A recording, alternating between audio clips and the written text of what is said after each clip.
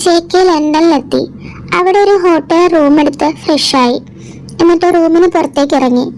Vampire പാലസിനെ പറ്റി അറിയാനും അവിടേക്ക് പോകാനുള്ള വഴി ചോദിക്കാനുമായിട്ട് JK ഹോട്ടലിന് പുറത്തേക്ക് ഇറങ്ങി. ഹോട്ടലിന്റെ പുറത്താണെങ്കിൽ കുറച്ച് മാറിയ ഒരു മാർക്കറ്റാണ്. നല്ല ആളും ബഹളവും തിക്കും തിരക്കും എല്ലാം ഉള്ള ഒരു മാർക്കറ്റ്. JK അങ്ങോട്ടേക്ക് നടന്നു. അവിടെ ഷോപ്പിന്റെ പുറത്ത് നിന്ന് സാധനങ്ങൾ വിൽക്കുന്ന ഒരു ചേട്ടനെ JK കണ്ടു. അയാൾക്ക് നല്ല പ്രായമുണ്ട്. ഒരു 60 വയസ്സ് കാണും. കണ്ടാൽ ഒരു മലയാളിനെ പോലെ ഉണ്ട്. JK അയാളുടെ അടുത്തേക്ക് ചെന്നു. JK അടുത്ത് ചെന്നപ്പോഴേ അയാൾ ചോദിച്ചു, മോനിവിടെ പുതിയതാണല്ലേ? അതെ ചേട്ടാ. അപ്പോൾ ചേട്ടൻ മലയാളി തന്നെ ആയിരുന്നല്ലേ? എനിക്ക് കണ്ടപ്പോൾ ഒരു ഡൗട്ട് തോന്നിയായിരുന്നു. എനിക്ക് മോനെ കണ്ടപ്പോൾ തന്നെ മനസ്സിലായി. ആ, പിന്നെ മോൻ വന്നിരിക്കുന്നത് ഒരു ലക്ഷ്യമായിട്ടാണല്ലേ? ആ, അത് ചേട്ടൻ എങ്ങനെ മനസ്സിലായി? അത് നിന്റെ കണ്ണിൽ നിന്ന് തന്നെ വായിച്ചെടുക്കാൻ പറ്റും. പക്ഷെ നീ വന്നിരിക്കുന്ന കാര്യം അത്ര നിസ്സാരമല്ല. അത് ഉപേക്ഷിച്ച് പോകുന്നതാണ് നല്ലത്. ഇല്ലെങ്കിൽ അത് നിന്റെ ജീവന് തന്നെ ആപത്താവും. ചേട്ടൻ എന്തൊക്കെയാണ് ഈ പറയുന്നത്? എനിക്കൊന്നും മനസ്സിലാവുന്നില്ല. എന്തുപേക്ഷിച്ച് പോവാനാണ് പറയുന്നത്? കൊള്ളാം. ഞാൻ പറഞ്ഞത് മനസ്സിലാവാഞ്ഞിട്ടാണോ അതോ മനസ്സിലായിട്ടും അറിയാത്ത പോലെ ഭാവിക്കുവാണോ? രണ്ടാണെങ്കിലും എനിക്ക് കുഴപ്പമില്ല. ഞാൻ തന്നെ പറഞ്ഞേക്കാം. വാമ്പയർ പാലസ്, അവിടേക്കല്ലേ പോവാൻ വന്നിരിക്കുന്നേ? JK അത് കേട്ടതും കുറച്ച് സെക്കൻഡ് ശരിക്കും ഷോക്കായി നിന്നുപോയി. അത് ഞാൻ അങ്ങോട്ടാണ് പോവാൻ വന്നിരിക്കുന്നതെന്ന് ചേട്ടൻ എങ്ങനെ മനസ്സിലായി? അതൊക്കെ അറിയാം. പക്ഷെ അതൊന്നും ഇപ്പൊ പറയേണ്ട കാര്യങ്ങളല്ല. അതൊന്നും അറിയാതെ ഇരിക്കുന്നതാണ് നല്ലത്. നമ്മൾ പോലും അറിയാത്ത ഒത്തിരി കാര്യങ്ങൾ നമ്മുടെ ചുറ്റും നടക്കുന്നുണ്ട്. നമ്മൾ ജീവിക്കുന്നത് തന്നെ ഒരു മായാലോകത്താണ്. ആ മായാലോകത്തിനപ്പുറം ഒരു ലോകമുണ്ട്. ഒത്തിരി രഹസ്യങ്ങളുടെയും നിഗൂഢതകളുടെയും യുക്തിക്ക് നിരക്കാത്ത കാര്യങ്ങളുടെയും ലോകം. മോൻ തിരിച്ചു പോകുന്നതാണ് നല്ലത്. ഇല്ല, എനിക്കതിന് പറ്റില്ല. ഞാൻ വന്നത് വാമ്പയറുകളെ പറ്റി അറിയാനാണ്. അതിൻ്റെ സത്യം ലോകത്തിൻ്റെ മുന്നിൽ തുറന്ന് കാണിക്കാൻ വേണ്ടിയാണ്. അത് ഞാൻ എന്ത് റിസ്ക് എടുക്കേണ്ടി വന്നാലും ചെയ്യും. എനിക്കറിയാമായിരുന്നു നീ ഒരിക്കലും എന്തു പറഞ്ഞാലും പിന്തിരിഞ്ഞു പോവില്ലെന്ന്. ശരി, ഞാനൊരു കാര്യം പറയാം. ആത്മാക്കളെ വിളിച്ച് അവരോട് കമ്മ്യൂണിക്കേറ്റ് ചെയ്യുന്നത് പോലെ അത്ര നിസ്സാരമല്ല വാമ്പയറുകളോട് കളിക്കുന്നത്. പിന്നെ ആ വാമ്പയർ പാലസിലേക്ക് പോയവരൊന്നും ഇതുവരെ തിരിച്ചു വന്നിട്ടില്ല.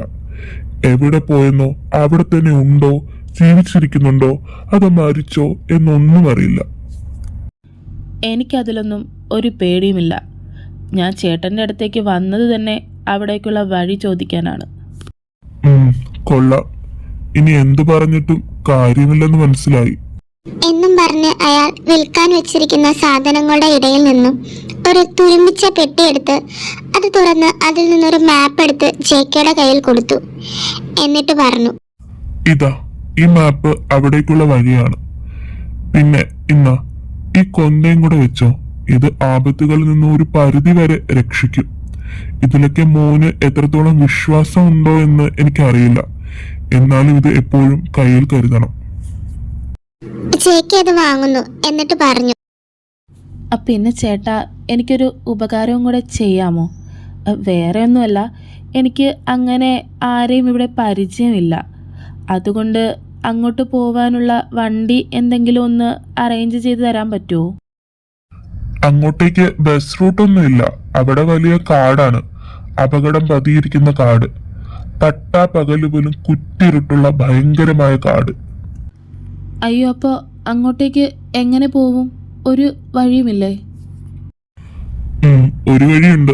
പക്ഷെ അതൊരു കുതിരവണ്ടിയാണ്. അയാളുടെ വീട് ആ കാടിന് മുൻപാണ്. അയാൾ അവിടെ വരെ കൊണ്ടാക്കും. പിന്നെ അങ്ങോട്ടേക്ക് നടക്കണം. അത് കുഴപ്പമില്ല. അവിടെ വരെ ആക്കിയാൽ മതി. പിന്നെ കൂടുതൽ കാശ് കൊടുത്താൽ അയാൾ കാട്ടിലേക്ക് വരുമോ? കാശാണോ വലുത് അത് ജീവനാണോ? മോൻ ചെല്ല്. അയാൾ ഇപ്പോ വരും. സമയം 6 മണിയായി. പകൽ രാത്രിയിലേക്ക് കടക്കാൻ തുടങ്ങുന്നു. പെട്ടെന്ന് പോയി റെഡി ആയിട്ട് വാ, ചെല്ല്. ആ ഓക്കെ, ഞാൻ ഇപ്പോൾ തന്നെ റെഡിയായിട്ട് വരാം. പിന്നെ അയാളോട് ഞാൻ വരാതെ പോവരുതെന്ന് പറഞ്ഞേക്കണേ കേട്ടോ. എന്നും പറഞ്ഞ് ജെയ്ക്ക് ഹോട്ടൽ റൂമിലേക്ക് പോകുന്നു. നിധിയെ ആർക്കും മാറ്റാൻ പറ്റില്ല, അത് സംഭവിക്കുക തന്നെ ചെയ്യും. കുറച്ച് സമയങ്ങൾക്ക് ശേഷം ജെയ്ക്ക് റെഡിയായിട്ട് വന്നു. ജെയ്ക്ക് വന്നപ്പോൾ കുതിരവണ്ടിക്കാരൻ അവിടെ എത്തിയിട്ടുണ്ടായിരുന്നു. ജെയ്ക്ക് അങ്ങോട്ടേക്ക് ചെന്നു. ഞാനെല്ലാം ഇയാളോട് പറഞ്ഞിട്ടുണ്ട്, ഇനി താമസിക്കണ്ട, കയറിക്കോ.